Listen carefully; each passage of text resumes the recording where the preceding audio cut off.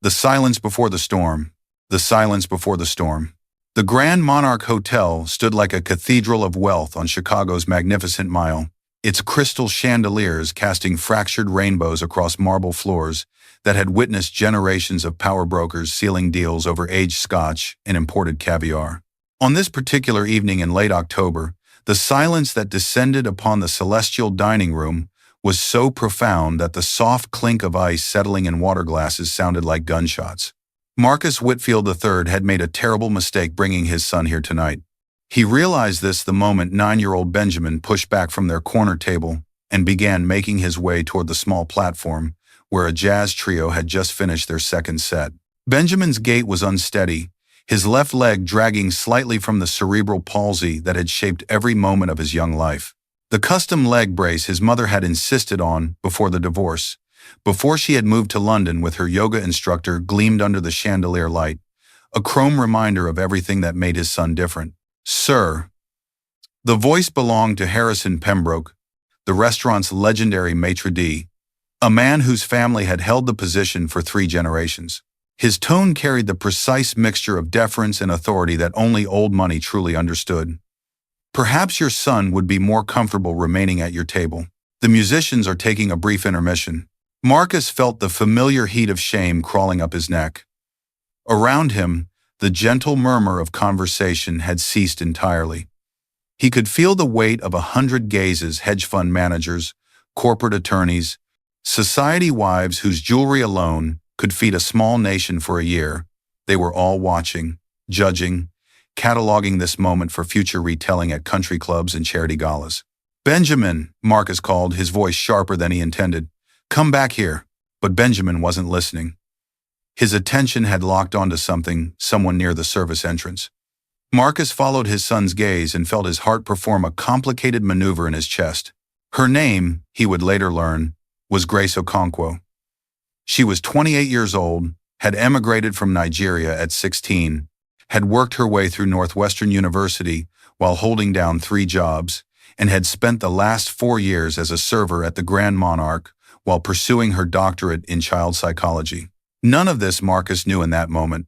What he saw was simply a young black woman in the restaurant's standard uniform, white blouse, black vest, hair pulled back severely, who had paused in the act of collecting empty glasses from a nearby table.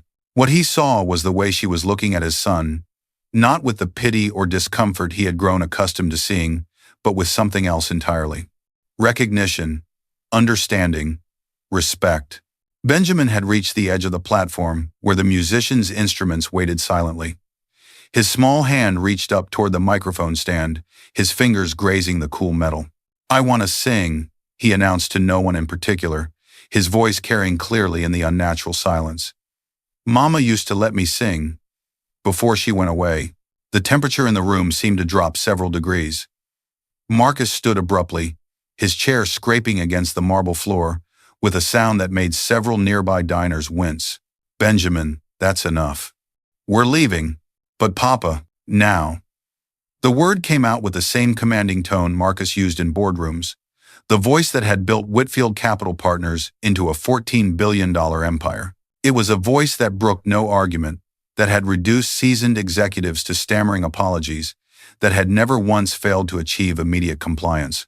His 9-year-old son looked at him with eyes that held far too much understanding for a child his age. "You're embarrassed of me." It wasn't a question. It wasn't an accusation. It was simply a statement of fact, delivered with the devastating clarity that only children can achieve. Marcus felt something crack inside his chest, some carefully constructed wall that he had built to protect himself from moments exactly like this one. "That's not," he began. "Sir." Harrison Pembroke's voice cut through like a surgical instrument. "I must insist. The dinner service cannot be disrupted in this manner. If you're unable to control, he's not something to be controlled." The voice came from behind Marcus, and when he turned, he found Grace Okonkwo standing there, her serving tray balanced perfectly on one hand, her spine straight as a soldier's. She was addressing Harrison Pembroke, but her eyes kept flickering toward Benjamin, who had frozen in place on the platform. "I beg your pardon?" The maitre d's voice had gone cold. "I said he's not something to be controlled. He's a child." a child who wants to sing. The silence that followed this statement was different from the one that had preceded it. This silence had edges, sharp ones that seemed to cut into everyone present. Marcus watched as Harrison Pembroke's face underwent a remarkable transformation: surprise, outrage, and finally a kind of cold fury that made the temperature drop even further. "Miss Okonkwo, you forget your place." "No, sir."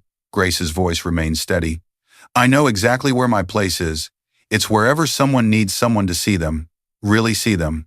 She set down her tray on the nearest table. Marcus would later learn that it was the table of a federal judge and his wife, who had ordered the most expensive bottle of wine in the cellar and walked toward the platform where Benjamin still stood frozen. "You want to sing?"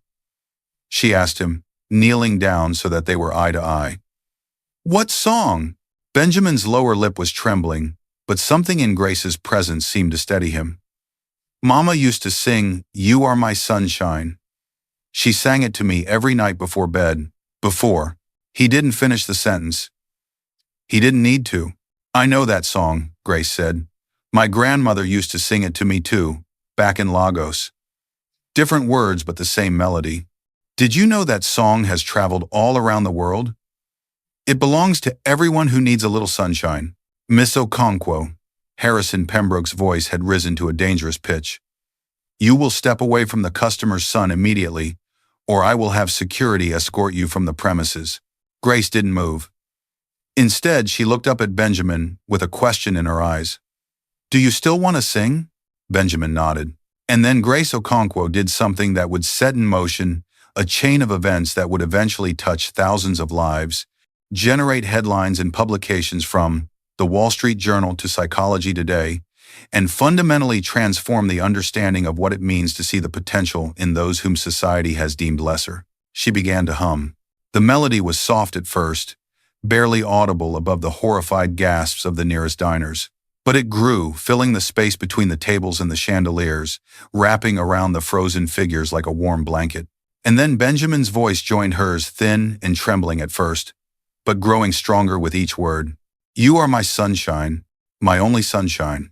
Marcus Whitfield III, who had not cried since the day his own father had told him that tears were a sign of weakness, unbecoming of a Whitfield man, felt something hot and wet sliding down his cheeks.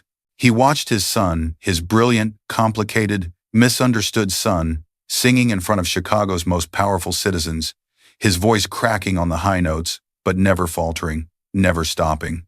"You make me happy when skies are gray." The song lasted perhaps 2 minutes. When it ended, Benjamin was breathing hard, his cheeks flushed, his eyes bright with something that Marcus hadn't seen there in years: joy. The silence that followed was different yet again. It was the silence of held breath, of suspended judgment, of a moment balanced on a knife's edge. And then someone began to clap. Marcus turned to see an elderly woman at a nearby table. Victoria Hartwell, the 93-year-old widow of steel magnate Harold Hartwell, whose foundation had donated more money to children's hospitals than the GDP of several small nations, bringing her hands together with surprising force. "Beautiful," she declared, her voice carrying easily. "Absolutely beautiful." The applause spread like ripples in a pond, hesitantly at first, then building into something genuine. Marcus watched as his son took an uncertain bow, as Grace Okonkwo stepped back to let him have his moment, as the impossible somehow became possible. He also watched Harrison Pembroke's face twist into something ugly as the maitre d' reached for his phone. But in that moment, none of that mattered.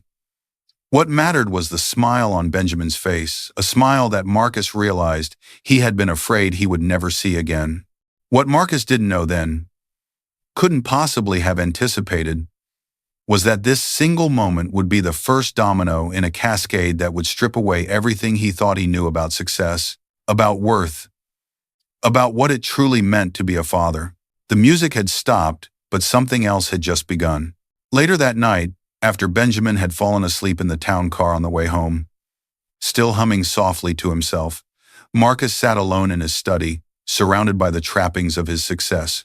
The awards, the photographs with presidents and prime ministers, the first edition books that he had never read, all of it suddenly seemed hollow, a stage set designed to convince himself and others that he had achieved something meaningful. His phone buzzed. A text from his assistant. Tomorrow's journal. Thought you should see. The attached link led to the society page, where a brief item had already appeared. Whitfield heir creates scene at Grand Monarch. Sources report Benjamin Whitfield, son of Whitfield Capital founder Marcus Whitfield III, disrupted dinner service with an impromptu musical performance.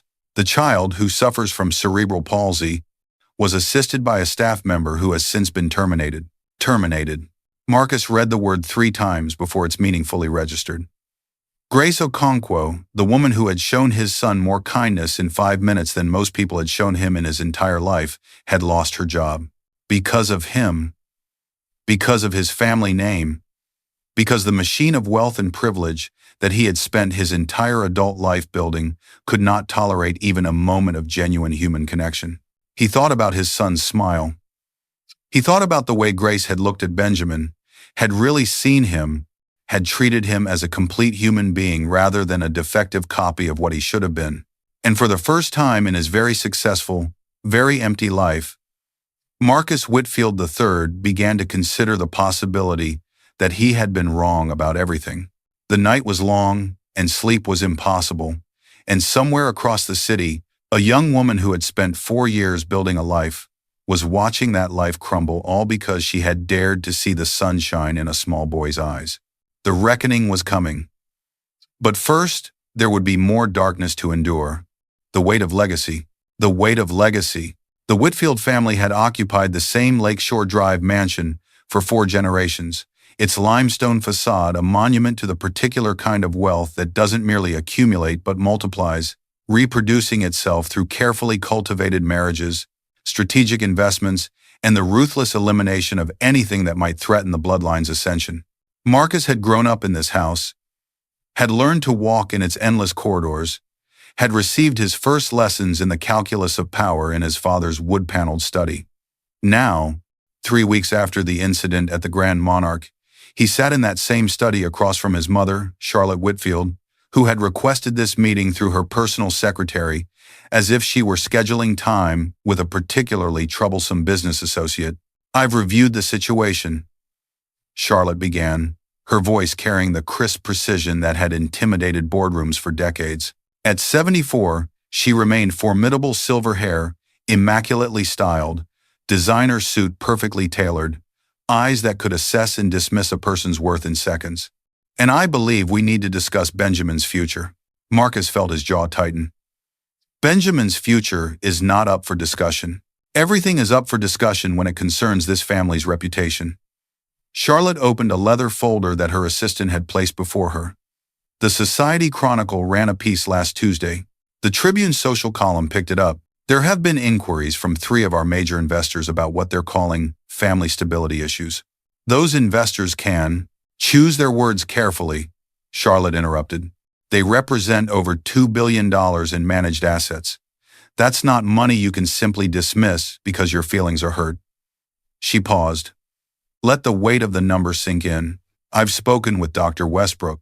He believes there are excellent residential programs in Switzerland that could provide Benjamin with the specialized care he needs." The words hit Marcus like a physical blow. "You want me to send my son away? I want you to make the practical choice, the logical choice. Benjamin will never be able to take over the firm, Marcus. We both know this. His condition makes him unsuitable for the demands of leadership. Every public appearance is a risk. You saw what happened at the Monarch. The child can barely control himself. He sang a song, Mother. He sang a song because a kind woman took a moment to see him as a human being rather than a liability." Charlotte's expression didn't change. That kind woman was a server, an employee. She forgot her place, and she was appropriately dealt with. Speaking of which, she pulled a document from the folder. "I had our legal team prepare this. It's a restraining order application. Apparently, this Grace Okonkwo has been attempting to contact Benjamin through his school. The teachers intercepted several letters." Marcus's heart rate spiked. "What letters?" "Nothing of consequence. Childish sentiments about remembering to sing, about being proud of who he is." Charlotte's dismissive gesture seemed designed to wave away the very concept of such things mattering. "The point is," She's clearly unstable. Fixated. People like her, they see an opportunity in families like ours. They think that if they can ingratiate themselves with the children, they can work their way into. Stop. Marcus stood abruptly, surprising himself with the force of the word. Just stop. Charlotte looked up at him with an expression of mild curiosity, as if observing an interesting specimen through glass. Are you feeling unwell, Marcus? Great. I'm feeling something, Mother. I'm just not sure you'd recognize it. He walked to the window, looked out at the manicured gardens where he had played alone as a child, where Benjamin had never been allowed to play because the gardeners had complained that his leg brace damaged the grass. Do you know why Victoria didn't take Benjamin with her when she left? The question hung in the air like smoke. Your ex-wife, Charlotte said carefully, had her reasons. The divorce settlement was generous. She made her choice. She made her choice because you told her that Benjamin would be better off without her. You told her that a child with his challenges needed stability, routine, professional care, things that a mother who was obviously struggling couldn't provide. Marcus turned to face her. I found the emails last week. They were in your private correspondence folder on the family server. For the first time in as long as Marcus could remember, Charlotte Whitfield's composure flickered. Those emails were evidence that you deliberately destroyed my marriage to keep control of your grandson. Evidence that you convinced Victoria she was a bad mother because she insisted on treating Benjamin like a normal child. Evidence that you've been manipulating every aspect of my family's life because you see my son as a defective product that needs to be managed rather than a human being who deserves to be loved. The silence in the study was absolute. You have no idea what I've sacrificed for this family, Charlotte finally said, her voice low and dangerous. The choices I've made, the doors I've opened, the futures I've secured, I'm beginning to understand exactly what you've sacrificed. Humanity, compassion, love. Marcus picked up the restraining order application and tore it in half, then in quarters, letting the pieces fall to the antique carpet. I'm going to find Grace Okonkwo. I'm going to apologize to her for what this family did, and I'm going to ask her how I can make it right. If you do that, Charlotte rose to her feet, her composure fully restored, her voice ice. You will be making a choice about your own future as well. About your place in this family. About everything you've worked for your entire life. Marcus looked at his mother, really looked at her, and saw for the first time the fear behind the control, the loneliness behind the power, the desperate clinging to structures and systems because she had never learned any other way to exist. I think I've finally figured out what I want my place to be, he said. And it's not here. Clue. Sue. He left the study without looking back. The drive to Pilsen took 40 minutes in afternoon traffic. Marcus had obtained Grace's address from the human resources files that Harrison Pembroke had been foolish enough to keep on the restaurant's server. One of the many bits of information that would soon become relevant in a lawsuit that would eventually cost the Grand Monarch its liquor license and Harrison Pembroke his career. The building was a converted warehouse, its brick facade softened by window boxes overflowing with late-season flowers. Marcus parked his Tesla at the curb and sat for a moment, trying to formulate what he would say. I'm sorry seemed inadequate. I want to help seemed presumptuous. I need to understand what happened that night seemed closest to the truth, but even that felt incomplete. In the end, he simply walked up the stairs and knocked. The woman who answered was not Grace Okonkwo. She was older, perhaps 60, with silver-streaked natural hair and reading glasses pushed up on her forehead. She looked at Marcus with the particular suspicion that wealth often provokes in those who have learned not to trust it. Can I help you? I'm looking for Grace Okonkwo. My name is Marcus Whitfield. I know who you are. The woman's voice was flat. I also know what you did. What your people did. That's why I'm here. To apologize. To try to make it right. The woman studied him for a long moment. Grace isn't here. She's at the community center, the one on 18th Street. She volunteers there on Saturdays, teaches dance to kids with disabilities. A brief pause. She kept doing it even after she lost her job. Even after she couldn't pay her rent. Some things matter more than money, Mr. Whitfield. I imagine that's a difficult concept for someone like you. Marcus absorbed the blow without flinching. You're right, it has been. But I'm trying to learn. Something in the woman's expression softened, not much, but enough. The center's called Rising Sunday, you can't miss it. There's a mural on the side of the building. Children dancing. She closed the door without waiting for a response. Marcus found the community center 20 minutes later, exactly as described. The mural was extraordinary, dozens of children of different sizes, shapes, colors, and abilities, all caught in mid-motion, all radiating joy. He parked across the street and sat watching as parents and children flowed in and out of the building. Through the large windows, he could see a space that had been converted into a dance studio. And there, at the center of it all, was Grace Okonkwo. She was leading a class of perhaps 15 children, ranging in age from about 6 to 12. Several were in wheelchairs. Others had visible braces or crutches. One young girl wore hearing aids and was watching Grace's movements with intense concentration, following along with her eyes what her ears couldn't provide. But what struck Marcus most was not the children's various challenges. It was the way they were moving, not in the careful, restricted way that he had always assumed was inevitable for children like Benjamin.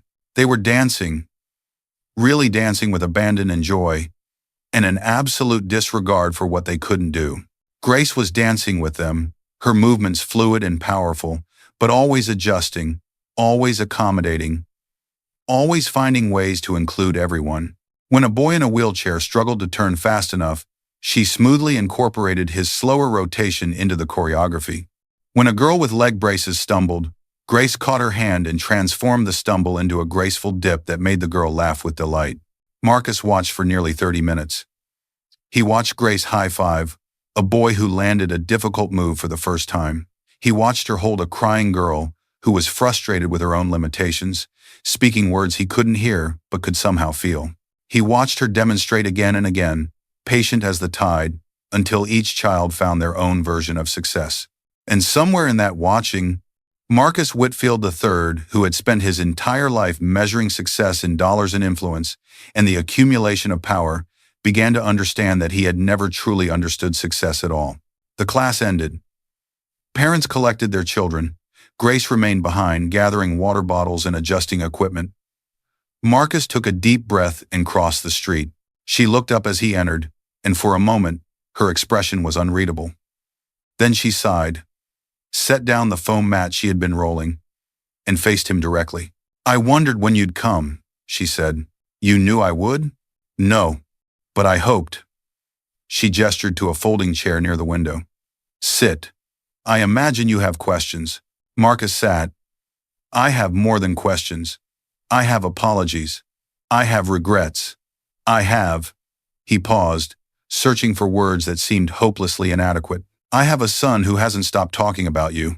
Who sings 'You Are My Sunshine' every single morning? Who has started asking when he can take dance lessons?" Something flickered in Grace's eyes. Hope, perhaps, or vindication. "And what did you tell him?" "That I didn't know. That I needed to figure some things out first." Marcus leaned forward. "Will you help me? Not for money, not for charity, not because you should forgive what happened, but because somehow, in 5 minutes at a restaurant, you gave my son something I've been trying to give him for 9 years. What's that? Permission to be himself." Grace was silent for a long moment. Outside, a car horn honked. Children's laughter floated in from somewhere down the street. The late afternoon light turned the dust motes in the air to gold. "I didn't give him anything," she finally said. "I just saw what was already there. That's what I try to do here. Help children understand that their worth isn't determined by what they can't do. It's determined by who they are." She paused. "Your son is remarkable, Mr. Whitfield. He has a light in him that most people never find. But that light is being dimmed by everyone who tells him he's less than, who treats his body as a mistake, who sees his disability before they see his humanity." "I know." The words came out rough, scraped raw. "I've been one of those people. His own father. Too worried about what other people would think to let him just be. Then that's where we start." Grace stood, extended her hand. "I won't pretend that what happened didn't hurt me. I won't pretend that I'm not still angry about losing my job, about being labeled a troublemaker, about all the ways your world punishes people for simple acts of kindness. But I will also not pretend that your son doesn't deserve a father who's trying to do better.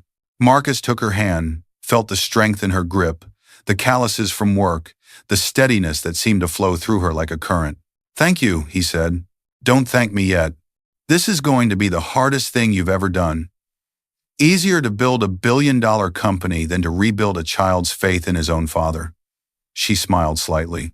"But the fact that you're here, that you're asking, that's a start." It was, Marcus would later reflect, the most important handshake of his life, not because of what it represented in terms of business or power or influence, but because it was the first time in his adult life that he had reached out to another human being with nothing to offer but his own need to be better. The journey was just beginning. And already, everything had changed. The dance begins. The dance begins. 6 months later, the transformation of Marcus Whitfield III had become the subject of considerable speculation in Chicago's business community. He had stepped back from day-to-day operations at Whitfield Capital Partners, ceding control to a management committee while retaining his position as chairman. He had sold the Lakeshore Drive mansion over his mother's furious objections and moved with Benjamin into a renovated brownstone in Lincoln Park, a home chosen specifically because the local park had accessible playgrounds and the neighborhood had a thriving community of families with children of all abilities. He had also, to the profound shock of everyone who knew him, begun volunteering. The Rising Sun Community Center had become his second home. 3 afternoons a week, he showed up to help with whatever was needed, setting up chairs for events, driving children to medical appointments when their parents couldn't, reading stories to the after-school program. He had no particular skills for any of it, having spent his entire adult life surrounded by assistants and employees who handled such mundane tasks. But he learned, slowly, awkwardly, often getting it wrong before getting it right. And every Saturday, he watched from the doorway as Benjamin took his dance class. The change in his son had been profound and undeniable. The boy who had once hidden his leg brace under long pants now wore shorts regardless of the weather, explaining to anyone who asked that his brace was like a superhero's special equipment. The child who had refused to participate in physical education at school now begged to demonstrate the moves he was learning. The son who had barely spoken above a whisper in public now sang constantly, everywhere, to anyone who would listen. "He's ready," Grace said one evening, as they sat in her small office reviewing the curriculum for an expanded program they were developing together. "More than ready." Marcus looked up from the spreadsheet he had been studying. "Ready for what?" "The citywide showcase. It's in 3 weeks. All the community dance programs participate. There's usually about 2,000 people in the audience." The number made Marcus's stomach clench. 2,000 people watching Benjamin dance? 2,000 people watching all our students dance. It's not a competition. There are no winners or losers. It's a celebration, a chance for these kids to show what they can do. Grace paused, studied his face. "You're worried." "I'm terrified." "Of what?" "What's the worst that could happen?" Marcus tried to articulate the fear, the deep-seated conviction that public performance would end in humiliation for his son. But when he tried to form the words, he realized how hollow they sounded, how much they were relics of a worldview he was actively trying to abandon. "I don't know anymore," he admitted. "I used to think I knew exactly what could go wrong. Now I'm starting to think that maybe the biggest thing that could go wrong is not letting him try." Grace smiled. "That's progress, Mr. Whitfield." "Marcus. I've been showing up here for 6 months. You can call me Marcus." "That's even more progress, Marcus." The weeks leading up to the showcase were intense. Grace expanded the practice schedule, added new choreography, brought in guest instructors who specialized in adaptive dance techniques. Marcus watched it all with a mixture of pride and anxiety that never quite resolved itself into either. He also watched the growing bond between Grace and Benjamin, a relationship that had evolved far beyond teacher and student. Grace had become something like an aunt to his son, a steady, supportive presence who challenged Benjamin while always believing in him, who held him accountable while never making him feel less than. One evening, Marcus arrived early to pick up Benjamin and found them in the corner of the studio, deep in conversation. He hung back, not wanting to interrupt. "Why did you help me that night?" Benjamin was asking. "At the restaurant? Everyone else was mad at me." "They weren't mad at you, sweetheart. They were uncomfortable. There's a difference." "What's the difference?" Grace was quiet for a moment, choosing her words carefully. "Mad is when someone does something wrong and you feel angry. Uncomfortable is when someone does something that makes you see yourself differently. You showed all those people something about themselves that they didn't want to see." "What did I show them?" "That joy is possible even when things are hard. That music belongs to everyone. That a child with a body like yours can do things that maybe they've been afraid to do, like standing up in front of a room full of strangers and doing something brave." She touched his cheek gently. "You were braver than all of them put together, Benjamin. Never forget that." Benjamin considered this with the seriousness that only children can bring to important questions. "My grandmother says I'm a burden. She says I make things hard for my dad." Marcus felt the words like a knife in his gut. He hadn't known Benjamin had ever heard Charlotte say such things. He hadn't known those poisonous ideas had found their way into his son's mind. "Your grandmother," Grace said carefully, "doesn't know everything. She's very smart about money and business and how to organize a dinner party, but she doesn't know much about what makes people valuable. She measures worth in what people can do, not in who they are. What makes people valuable? Love, kindness, courage, the ability to make someone smile when they're having a hard day, the willingness to try something scary because it might be beautiful." Grace smiled. "You've got all those things, Benjamin. You've got them in abundance. And no amount of money in the world can buy what you have naturally." Marcus chose that moment to step forward, making his presence known. Benjamin's face lit up when he saw his father. "Dad, Miss Grace says I'm going to be the opening dancer at the showcase. I'm going to lead everyone onto the stage."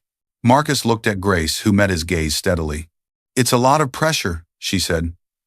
"But he can handle it. The question is whether you can."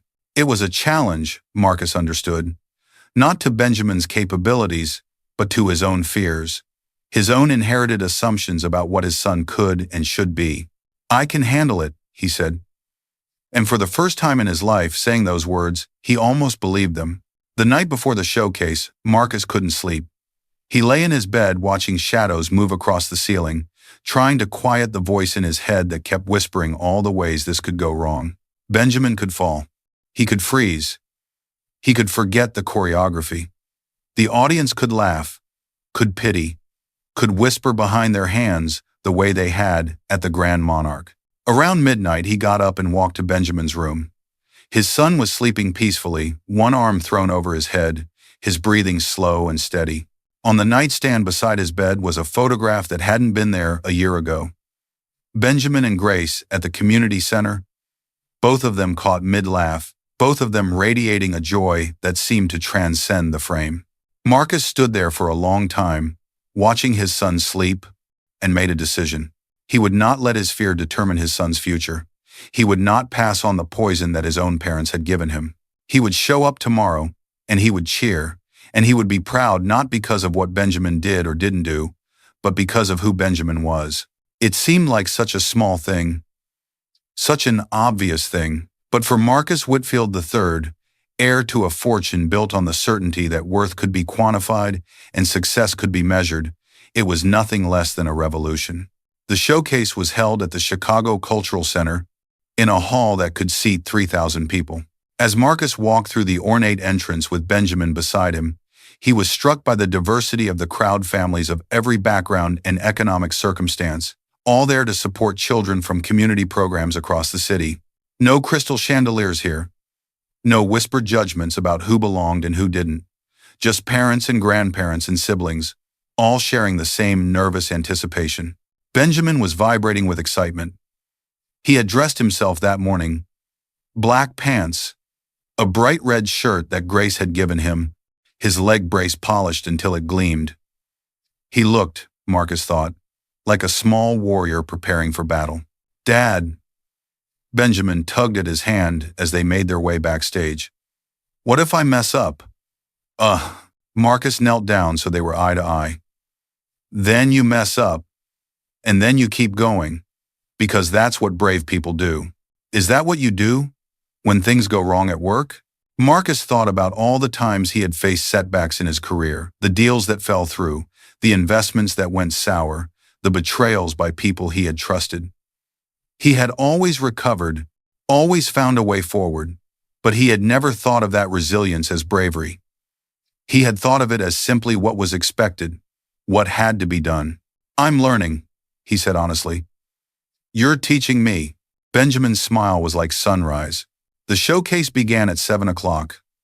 Marcus sat in the audience with the other parents, his palms sweating, his heart racing. The first few performances were wonderful children in wheelchairs doing a beautiful routine with ribbons, a group of deaf children signing along to music they could feel through the vibrations in the floor, teenagers with Down syndrome performing a hip-hop number that brought the house down, and then the Rising Sun students took the stage. Grace had choreographed a piece called Shine, a celebration of light and movement that incorporated every ability level in her class.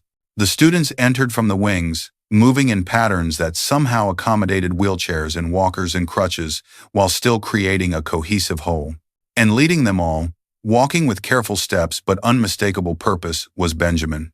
Marcus watched as his son took his place at the front of the formation. The music began something upbeat and joyful, with a rhythm that seemed to pulse through the entire hall, and Benjamin began to dance. He wasn't perfect. His movements weren't as smooth as the able-bodied children in the audience.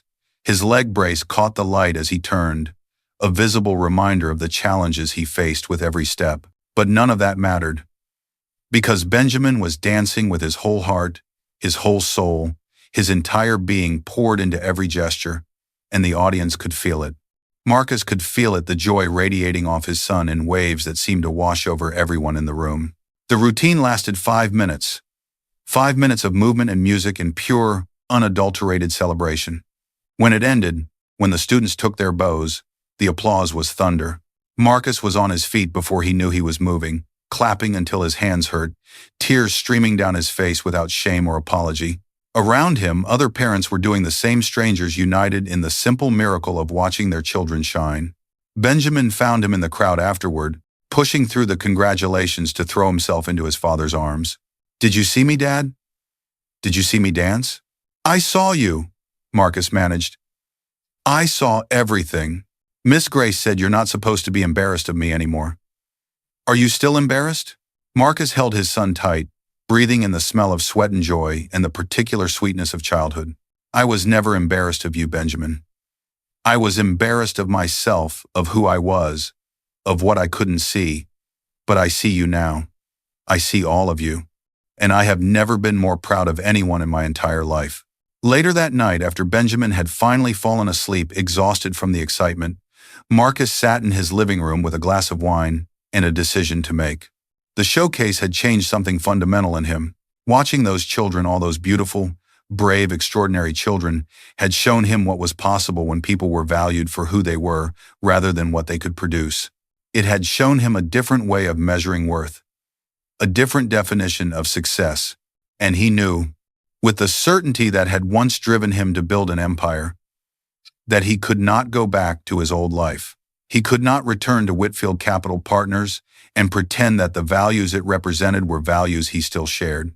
He could not continue to accumulate wealth while children like Benjamin struggled for resources, for recognition, for simple human dignity. He picked up his phone and made a call. "It's Marcus," he said when his chief counsel answered. "I need you to start the paperwork. I'm establishing a foundation. For what purpose? For children with disabilities. Education, therapy, community programs, everything. I want it funded with $200 million to start, and I want it managed by people who actually understand what these kids need." He paused. "And I want Grace Okonkwo to be the executive director." There was a long silence on the other end of the line. "Marcus, are you sure about this? That's a significant commitment. And Miss Okonkwo, she has no experience running an organization of that scale. She has something more important than experience. She has vision. She has heart. She knows what these children are capable of because she sees them every day, believes in them every day. That's worth more than a dozen MBAs." Another pause. Your mother is going to. I don't care what my mother is going to do. This is my money, my decision, my life. Start the paperwork. He hung up and sat for a while longer, watching the city lights through his window, feeling something settle in his chest that might have been peace. The dance had begun. And Marcus Whitfield III, who had spent his whole life measuring himself against standards that had never truly mattered, was finally learning the steps. The foundation rises. The foundation rises. The Whitfield Foundation for Inclusive Excellence was officially launched on a warm spring day, 18 months after a 9-year-old boy had asked a waitress to dance in Chicago's most exclusive restaurant. The ceremony was held at the Rising Sun Community Center, which had been substantially expanded thanks to Marcus's initial donation, new studios, accessible facilities, and state-of-the-art equipment that rivaled anything found in professional dance academies. Grace stood at the podium, looking out at a crowd that included families from the community, disability advocates from across the country, and more than a few journalists who sensed that something significant was happening. 2 years ago, she began, I lost my job for doing something my heart told me was right. I was labeled a troublemaker, a person who didn't know her place. I spent months wondering if I had made a terrible mistake, if standing up for a child's right to be seen had been worth the consequences. She paused, letting her gaze sweep across the crowd, finding faces she knew, children she had taught, parents she had supported, colleagues who had believed in her vision. Today, I have an answer. Not only was it worth it, it was the beginning of everything, because that moment taught me something I had always believed but never fully understood. That change happens when ordinary people refuse to accept the limits others try to place on them. When we insist on seeing each other's humanity, even when the world tells us that some people are worth more than others. Marcus watched from the front row, Benjamin beside him, as Grace outlined the Foundation's mission: comprehensive support for children with disabilities and their families, including educational programs, therapeutic services, job training for adults, and advocacy for policy changes at the local and national level. We're not interested in charity, Grace continued. We're interested in justice. In creating a world where children like Benjamin Whitfield, she smiled at the boy, who was beaming with pride, are valued not for what they can produce, but for the light they bring into every room they enter. A world where disability is understood not as a deficiency, but as a different way of being human. The applause that followed was genuine and sustained. Marcus found himself clapping along with everyone else, marveling at how far they had come. The Foundation's first year exceeded all expectations. Programs launched in Chicago spread to satellite locations in Detroit, Milwaukee, and Cleveland. A partnership with the public school system brought inclusive dance education to thousands of children who had never had access to such programs. A pilot initiative with local businesses created supported employment opportunities for adults with disabilities, with remarkable success rates, but it was the stories that mattered most. Stories of children who had never believed they could dance, discovering joy in movement. Stories of parents who had felt isolated and overwhelmed, finding community and support. Stories of teachers and therapists who had struggled for years with inadequate resources, finally having the tools they needed to make a difference. And then there was Benjamin's story.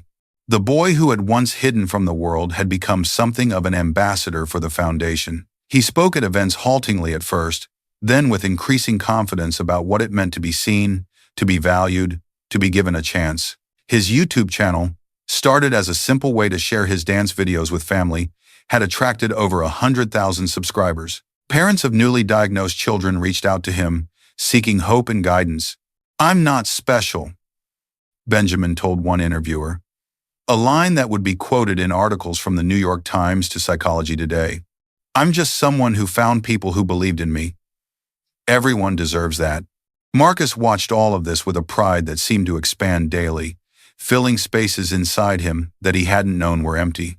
He had given up his day-to-day role at Whitfield Capital Partners entirely now, serving only as a board member while dedicating his time to the Foundation. His mother hadn't spoken to him in over a year, a silence that hurt more than he would admit, but that he had come to accept as the price of becoming who he needed to be.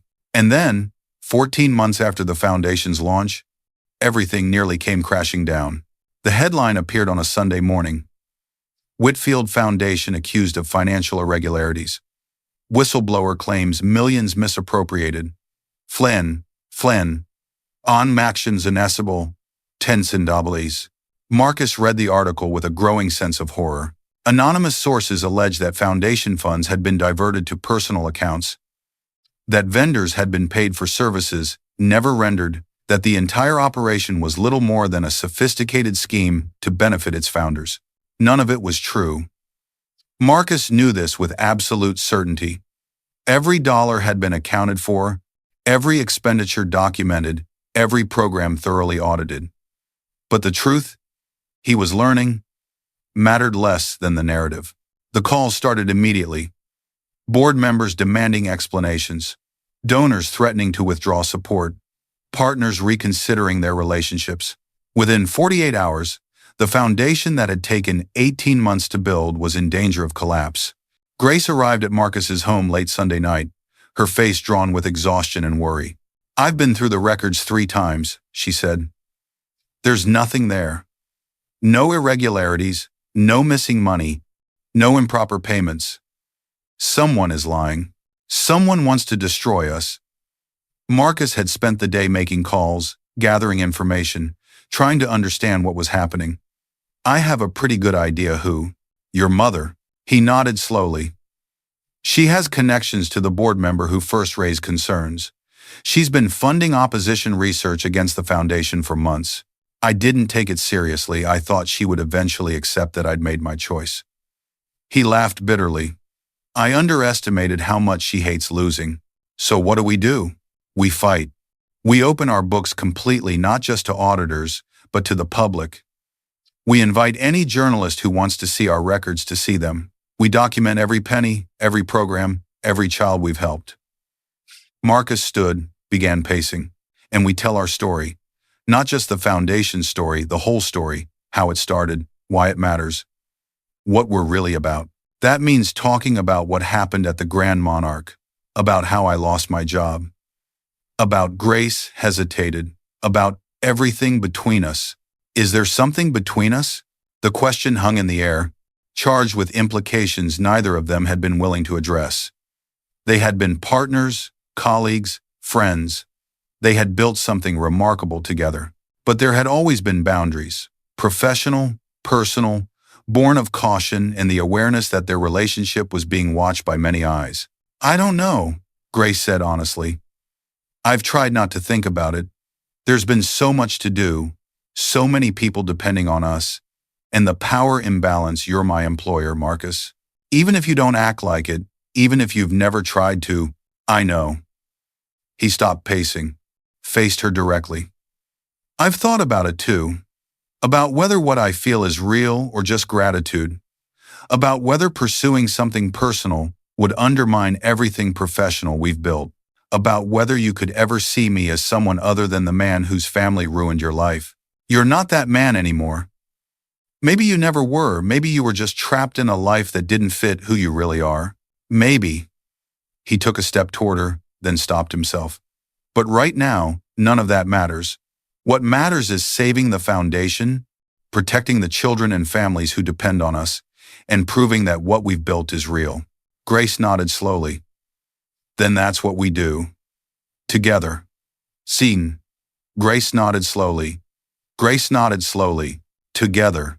The next weeks were a crucible. Marcus and Grace held press conferences, opened their records, invited investigation. They mobilized the families they had helped, who came forward by the hundreds to testify about the foundation's impact on their lives. They documented their programs with videos and photographs and financial reports that left no room for doubt. And slowly, painfully, the narrative began to shift. Investigative journalists discovered that the anonymous whistleblower had been paid by a shell company with connections to Charlotte Whitfield. The board member who had raised initial concerns was found to have conflicts of interest that should have disqualified him from any involvement. The accusations fell apart under scrutiny, revealed as the calculated attack they had always been. The counterattack came from an unexpected direction. Victoria Whitfield, Marcus's ex-wife, Benjamin's mother, returned from London to hold her own press conference. She spoke about the emails Charlotte had sent her during the divorce, the manipulation that had convinced her she was an unfit mother, the years of guilt and shame that had kept her away from her son. "I should have been braver," Victoria said, her voice breaking with emotion. "I should have fought for Benjamin instead of believing what his grandmother told me about both of us. But I'm fighting now. I'm standing with Marcus and Grace and everyone who has built this foundation, because they gave my son something I wasn't brave enough to give him, the knowledge that he is valued exactly as he is." The story dominated news cycles for days. Charlotte Whitfield, faced with mounting evidence of her campaign to destroy the foundation, retreated from public life. Several of her closest business associates quietly distanced themselves from any association with her actions. And the Whitfield Foundation emerged from the crisis stronger than ever. Donations surged in the wake of the publicity. New partners came forward. The waiting list for programs grew longer than ever before. What Charlotte had intended as destruction had become instead a proving ground, a demonstration that the foundation could withstand even the most determined opposition. On the evening after Victoria's press conference, Marcus sat with Benjamin in their living room, trying to explain what had happened in terms a 10-year-old could understand. "Grandmother tried to hurt the foundation," Benjamin said slowly, processing the information. "Because she doesn't like what we're doing? Because she doesn't understand what we're doing. She thinks worth is measured in money and power and what people can produce. She's never learned that the things that really matter can't be measured at all." "Like dancing?" Marcus smiled. "Like dancing, like love, like seeing someone for who they really are." Benjamin was quiet for a moment. "I feel sorry for her." "You do? She must be very lonely. If she doesn't understand those things, she must not have anyone who really sees her." Benjamin looked up at his father with eyes that held far too much wisdom for his age. "Maybe someday we can help her understand." Marcus pulled his son close, marveling yet again at the extraordinary spirit that lived in this small body. "Maybe someday," he agreed. "But for now, let's focus on the people we can help. Let's focus on making the world a little better, one dance at a time." "One dance at a time," Benjamin repeated. And then, because he was still a child despite everything, he added, "Can we have ice cream?" Marcus laughed, a real laugh, full and free. "We can absolutely have ice cream." Sets on. And like defense, a physically hazard do on. The crisis had passed, the foundation had survived, and somewhere in the aftermath, Marcus Whitfield III had discovered something that all his wealth had never been able to buy. The knowledge that he was exactly where he was supposed to be, doing exactly what he was meant to do, with exactly the people who mattered most. It was, he thought, the greatest return on investment of his entire life. The expansion of love. The expansion of love. 3 years after the restaurant incident that had changed everything, the Whitfield Foundation had grown beyond anything its founders had imagined. 23 cities across the United States now hosted programs. International partnerships had been established with organizations in Canada, the United Kingdom, and Australia. A training institute had been created to develop the next generation of inclusive dance educators, with Grace's methodology becoming the gold standard for adaptive movement programs worldwide. But it was on a quiet Tuesday evening in Chicago, in the original Rising Sun building where it had all begun, that the next chapter of the story would unfold.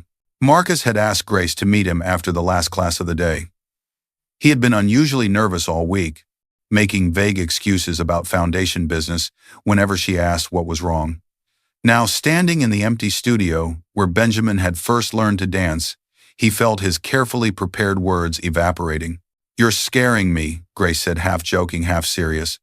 "The last time you looked this serious, someone was trying to destroy our entire organization." "It's nothing like that." Marcus took a breath. "It's something I should have talked to you about a long time ago. Something I've been afraid to address because I didn't want to risk what we've built." Grace's expression shifted, became more guarded. "Marcus, please, let me finish. I know this is complicated. I know there are a dozen reasons why this is probably a terrible idea. But I've spent 3 years watching you transform lives, including my own. I've spent 3 years falling more in love with you every single day and pretending that I wasn't, and telling myself that professional boundaries were more important than honesty." He paused, watching her face for any sign of what she was thinking. "I love you, Grace. Not because you helped Benjamin, although that's how it started. Not because you showed me a better way to live, although you did. I love you because of who you are, your strength, your compassion, your absolute refusal to accept limits that other people try to impose. I love your laugh and your stubbornness, and the way you look at children like they're the most important people in the world. I love everything about you, and I can't keep pretending otherwise. The silence stretched between them. That's quite a speech, Grace finally said. I've been practicing it for about 6 months. It shows. A small smile touched her lips. You want to know what I've been doing for the past 3 years? Yes. Telling myself all the reasons I couldn't fall in love with you. The power imbalance, the racial dynamics, the fact that your family nearly destroyed my career, the way the world would judge us, the wealthy white billionaire and the black woman who used to serve him dinner. She stepped closer. You want to know how successful I was? I'm afraid to ask. Not successful at all. And then she was kissing him, and Marcus was kissing her back, and 3 years of careful distance collapsed in a single moment. They spent a long time in that empty studio, talking and kissing and planning and dreaming. By the time they left, Marcus's perfectly organized speech had given way to something much better, honest conversation about fears and hopes and the future they might build together. Benjamin will be thrilled, Grace said, as they walked to their cars. He's been asking when you're going to stop being weird about Miss Grace. Marcus laughed. When did my 10-year-old become more emotionally intelligent than me? He's always been more emotionally intelligent than you. He just needed the chance to show it.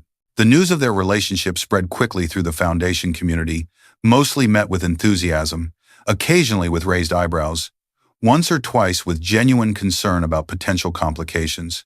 Marcus and Grace addressed each concern transparently, establishing clear boundaries between their personal relationship and their professional responsibilities. Victoria surprisingly became one of their strongest supporters. She had returned to Chicago permanently, rebuilding her relationship with Benjamin while forging an unlikely friendship with Grace.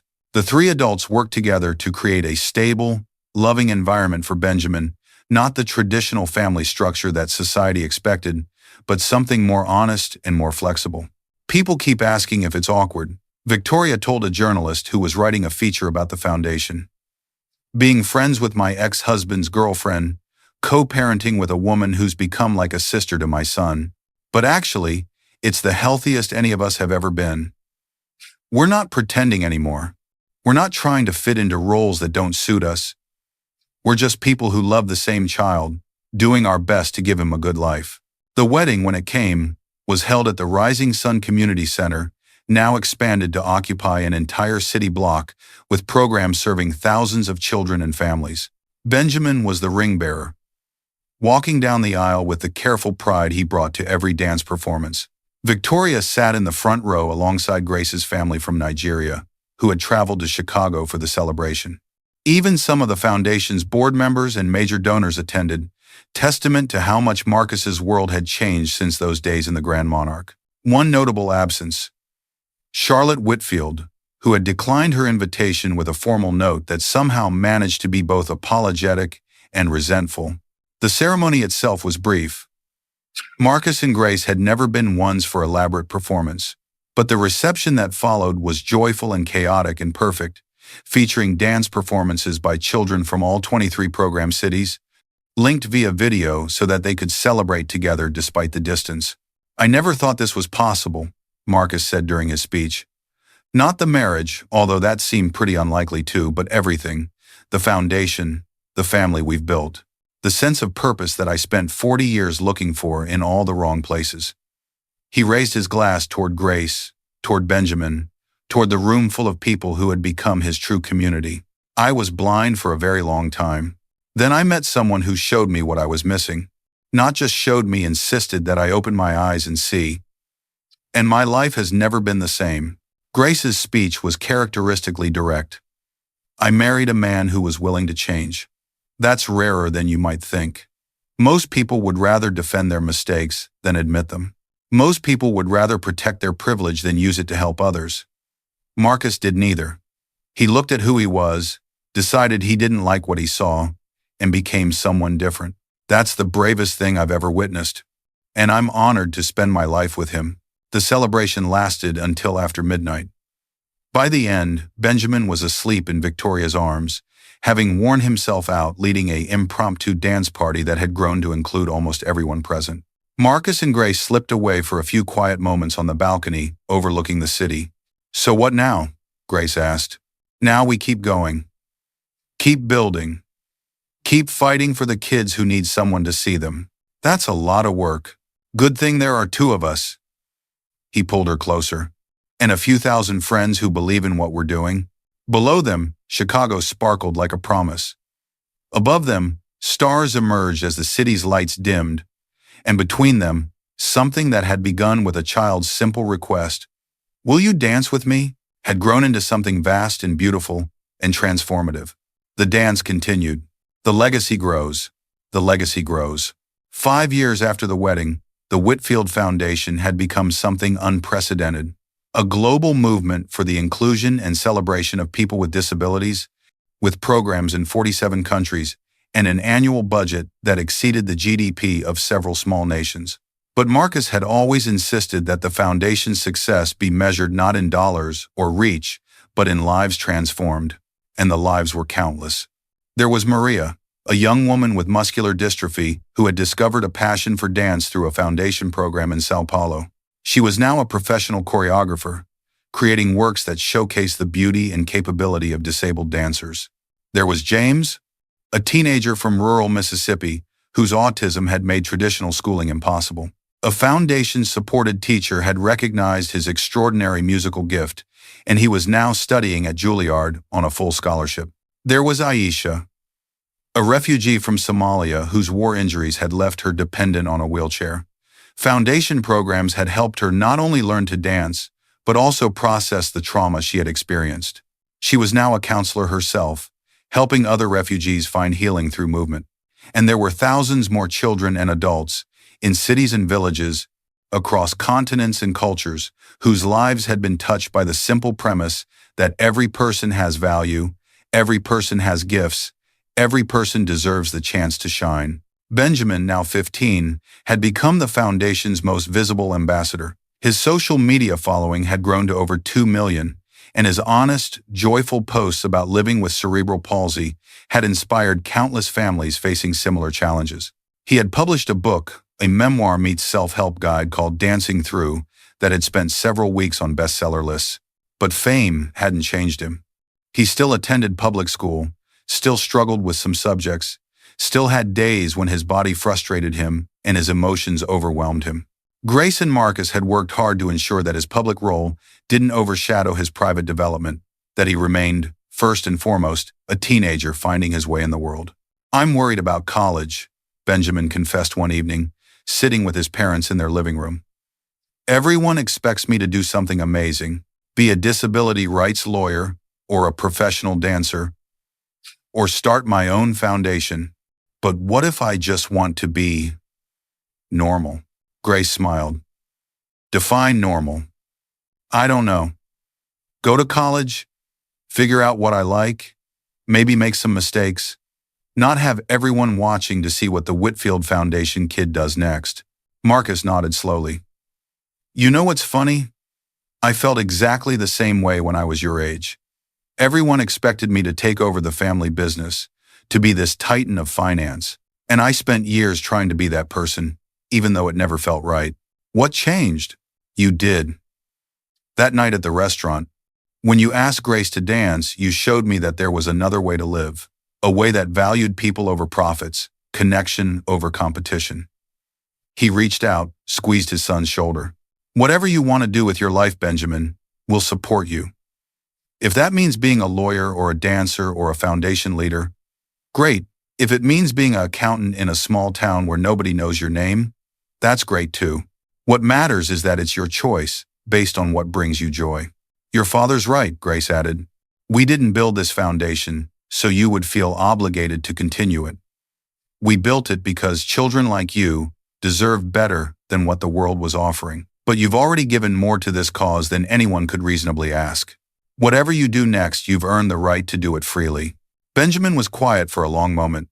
Then he smiled the same radiant smile that had captivated audiences since his first dance recital. "I think I want to be a teacher, like Miss Grace was, before she became director, Grace. I want to work with kids who feel like they don't fit in. Help them find their dance. Grace felt tears prickling at her eyes. That sounds perfect. It really does, Marcus agreed. And if you ever change your mind, that's okay too.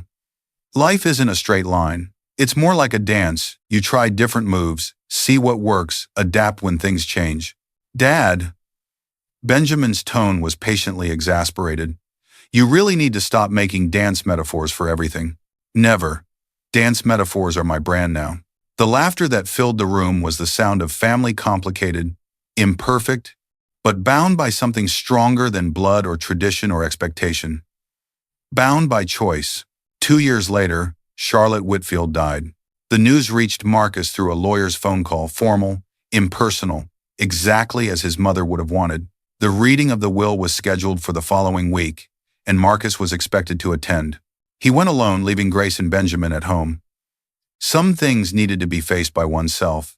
The law offices were in the same Loop building where Marcus had signed his first business deal as a young man, where he had made many of the decisions that had shaped his early career. The mahogany and leather and hushed efficiency were painfully familiar. Charlotte's attorney, a man Marcus had known for decades, handed him a sealed envelope along with the expected legal documents. She asked that you read this privately, the attorney said.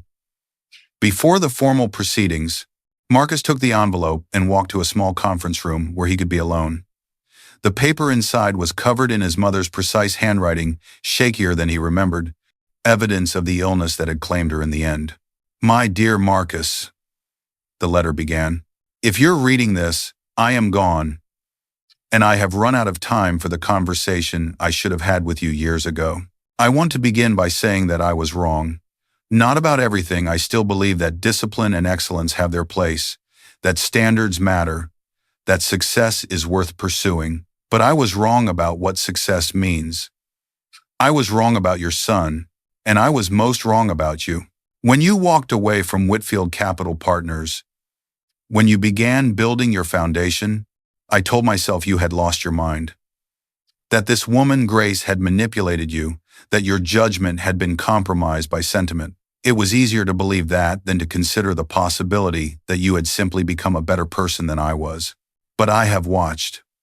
From a distance, through news reports and financial filings, and the occasional report from people who don't know they're reporting to me, I have watched what you built. I have seen the children you've helped, the lives you've transformed, the change you've created in the world. And I have been forced to conclude that you were right, and I was wrong. Your son, Benjamin, is extraordinary, not despite his disability, but including it. He has a light in him that I never learned to see because I was too busy measuring worth in terms that didn't matter. I see it now, too late. I see what I missed. I am leaving the bulk of my estate to the Whitfield Foundation. It's not an apology. Nothing can apologize for how I treated you and Benjamin and Grace. But it's an acknowledgement that your vision was always better than mine. Use it to help more children. Use it to build the world I was too afraid to imagine. Tell Benjamin that his grandmother was proud of him. Tell him I'm sorry I never found the courage to say so while I was alive. Tell Grace that she was right about everything. And tell yourself, please, Marcus, that it's possible to change. Even at the end, even when it seems too late, I changed. In my heart, in the final months. I just ran out of time to show it. Your mother, Charlotte. Marcus sat for a long time with the letter in his hands, tears flowing freely. He thought about all the years of conflict, of distance, of the vast chasm that had separated him from the woman who had raised him.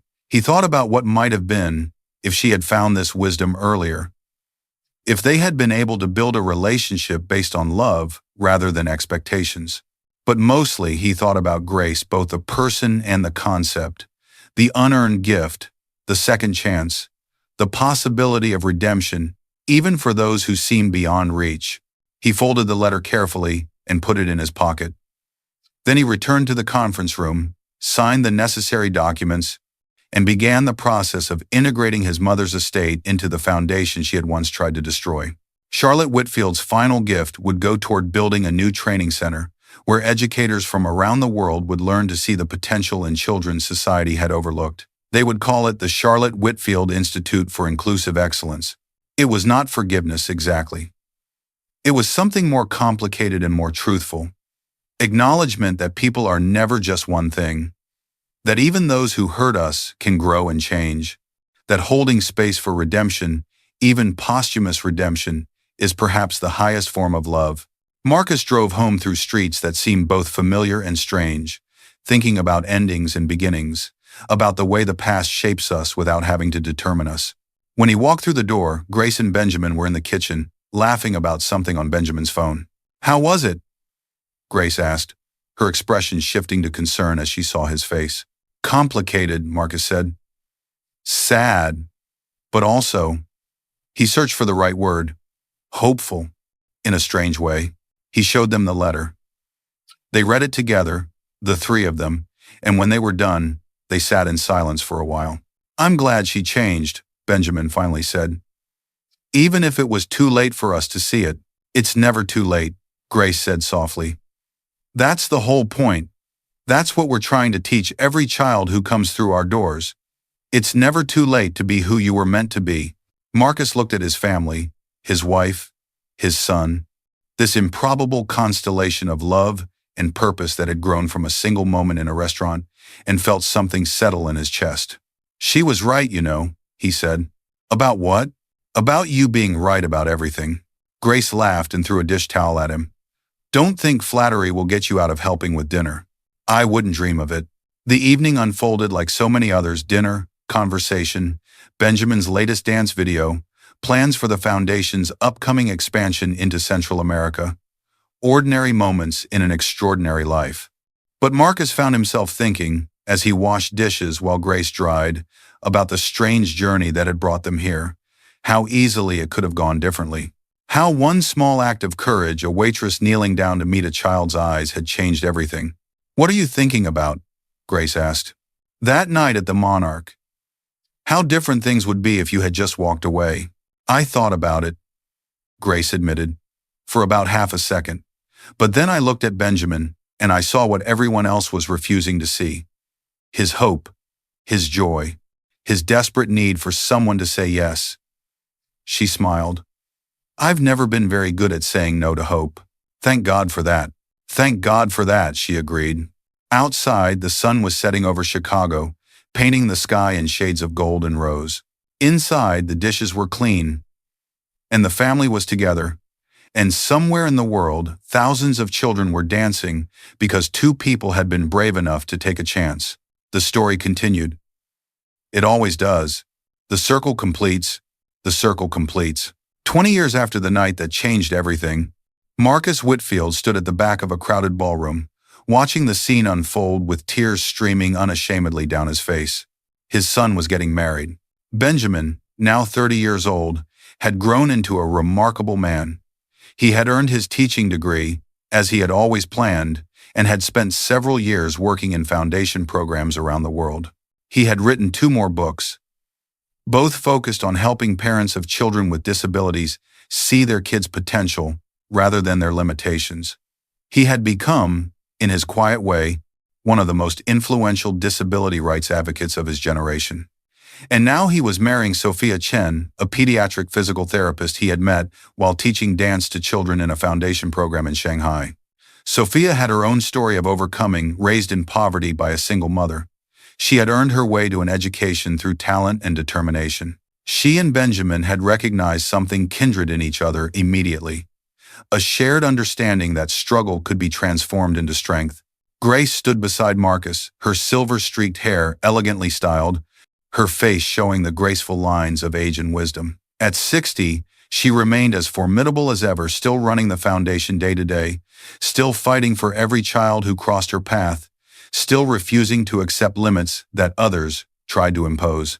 "You're going to flood the ballroom," she murmured, handing him a tissue. "I don't care."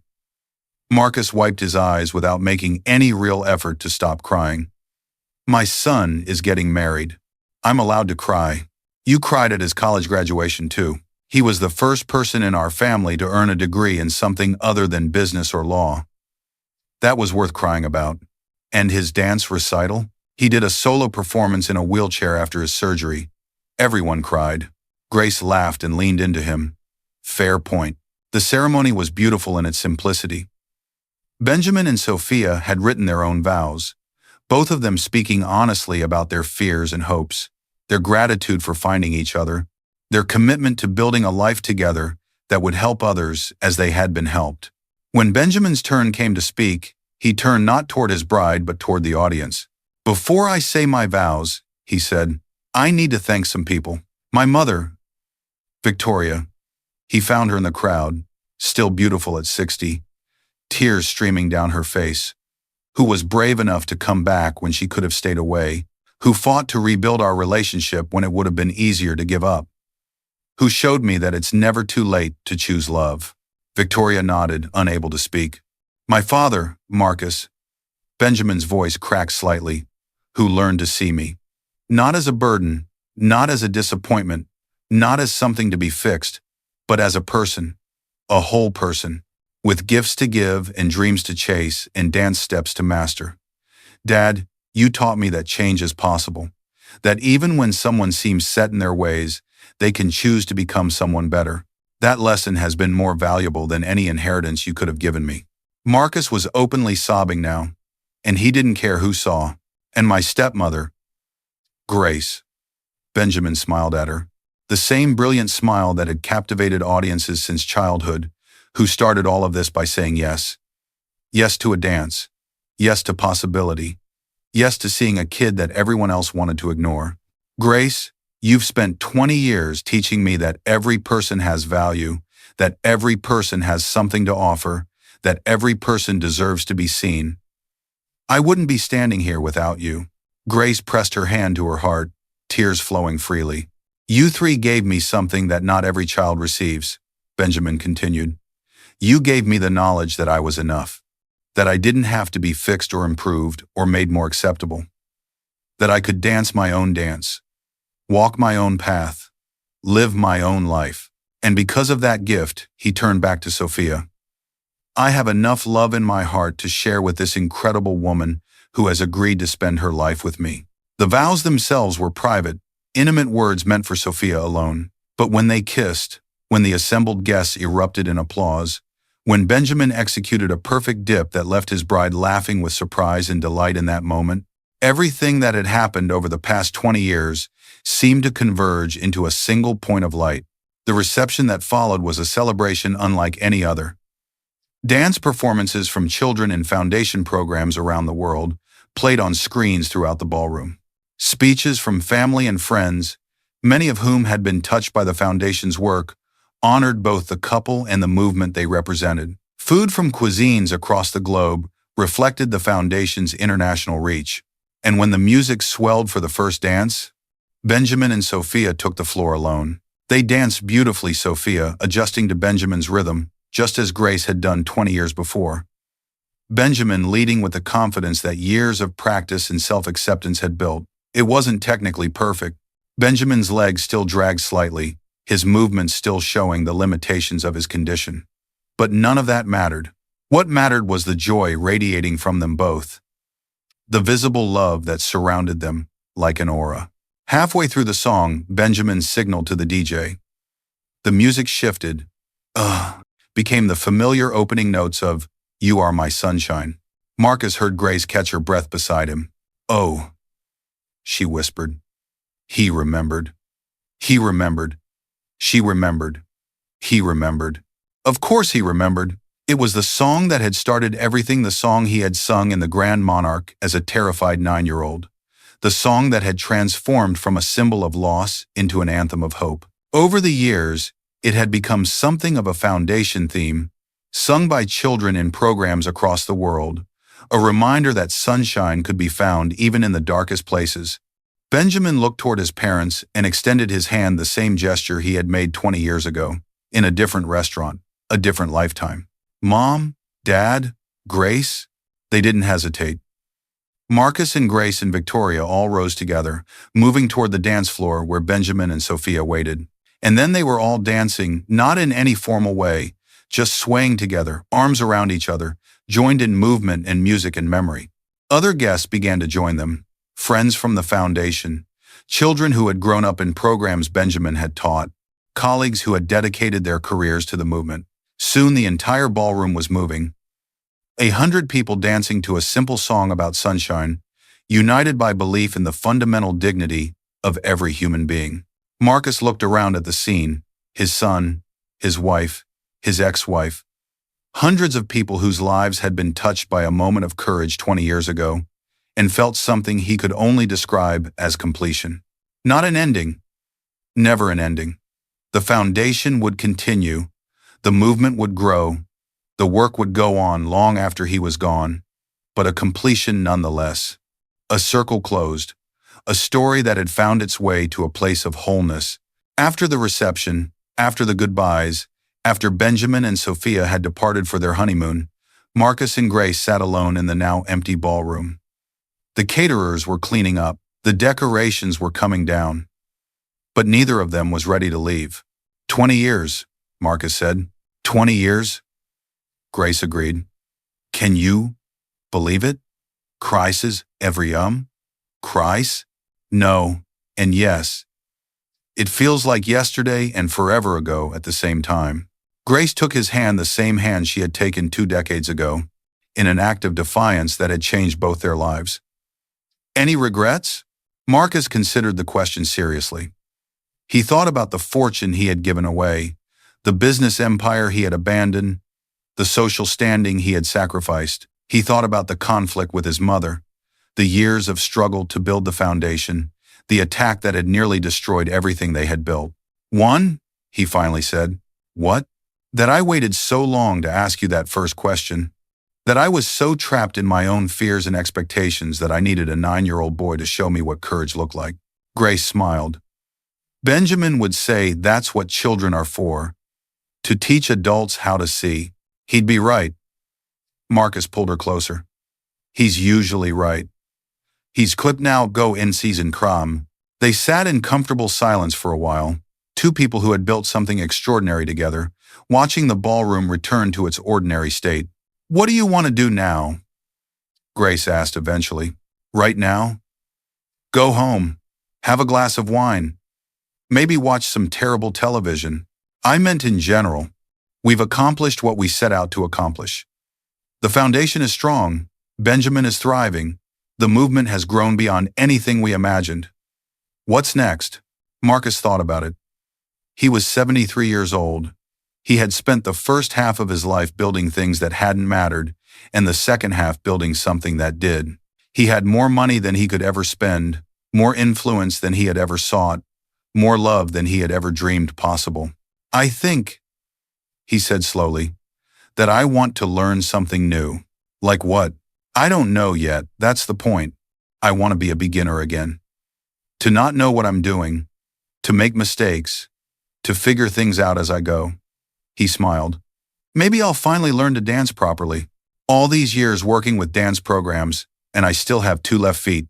Grace laughed. I can teach you. I was hoping you'd say that. They stood, finally, and walked out of the ballroom, hand in hand. The city sparkled around them, full of promise and possibility. Somewhere in the world, children were dancing because 2 strangers had once been brave enough to see each other. Somewhere in the world, parents were learning to value their children for who they were, rather than who they were supposed to be. Somewhere in the world, the next Grace was kneeling down to meet a child's eyes. The next Benjamin was finding the courage to ask someone to dance. The next Marcus was beginning the long journey from blindness to sight. The dance continued. It always would. Epilogue. The story never ends. On a warm spring evening, 5 years after Benjamin's wedding, a young woman stood in the lobby of the Chicago Cultural Center, preparing for the largest showcase in the Whitfield Foundation's history. Her name was Emma. She was 12 years old, and she had been born without arms. She was terrified. I can't do this, she whispered to her mother, who had traveled from their small town in Iowa specifically for this event. Everyone's going to stare. They're going to stare, her mother agreed. But not because there's something wrong with you. They're going to stare because you're extraordinary, because you can do things with your body that most people never even attempt, because you're brave enough to get up on that stage and show them what's possible. Emma wanted to believe her. She had spent 3 years in foundation programs, learning to dance in ways that worked for her body, building confidence she had never imagined possible. But this was different. This was 3,000 people. This was video cameras and live streams and the whole world watching. I heard a story once, her mother continued, about a boy who asked a waitress to dance in a fancy restaurant. He had leg braces, and everyone told him he couldn't do it, shouldn't do it, but he did it anyway. And that one moment changed thousands of lives. Benjamin Whitfield, Emma said. She knew the story. Everyone in the foundation knew the story. The same Benjamin Whitfield who's going to be in the audience tonight, who specifically requested to meet you after your performance. Her mother smiled.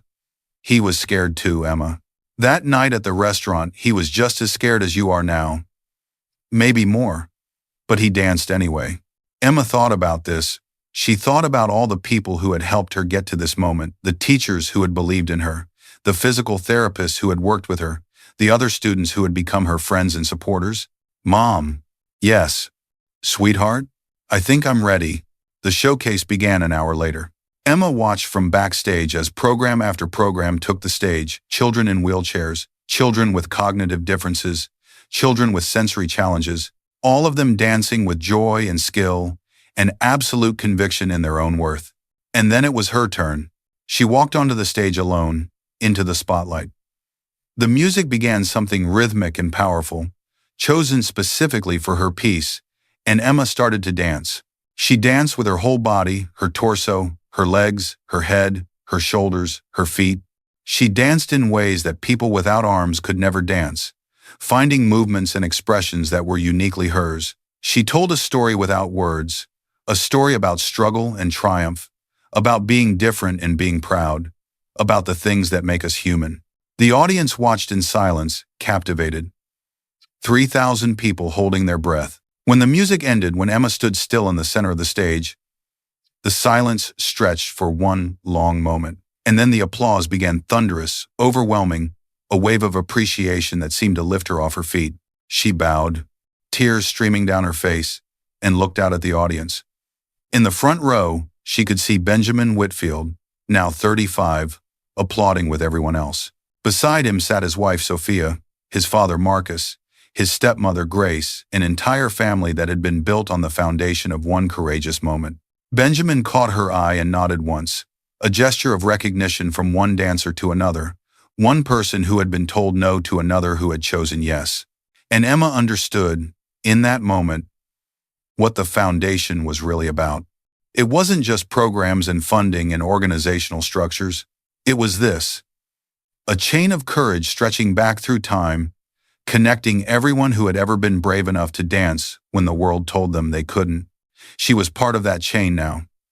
And someday, she would help extend it further, would be the one who saw a scared child and said yes, who showed them what was possible, who taught them that their worth had nothing to do with what their bodies could or couldn't do. The dance would continue.